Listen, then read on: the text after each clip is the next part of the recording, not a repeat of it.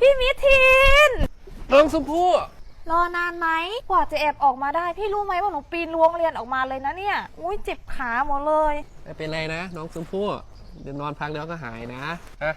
พี่ปูสัตว์กับหมอนไว้แล้วนอนได้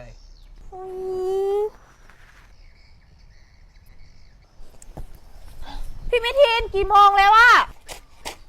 2:40แล้วลุกได้แล้วฮะหนูต้องรีบกลับแล้วเดี๋ยวแม่จะมารับแล้วเดินดีๆนะชมพู่พี่เป็นห่วงนะรู้ไหมเข้าใจไหมหนูไปก่อนนะเดี๋ยววันหลังมาหาใหม่แม่หนูหายร้านเครื่องสำอางเด้อมูส้มมาซื้อครีมจ้าไปชมพู่แม่มาแล้วแม่เอาคือว่าแม่กับมูใส่ละมู มูกลับไปแล้วกลับไปว่าหันแล้วเป็นยังคือใส่ชุดนี้คือบ่ใส่ชุดนักเรียนครูพาเหตุกิจกรรมสุดเพื่อนก็เลยได้เปลี่ยนบ่ป้าเมื่อแม่เลี้ยนเมื่อยกับเมื่อยการบ้านกับหลาย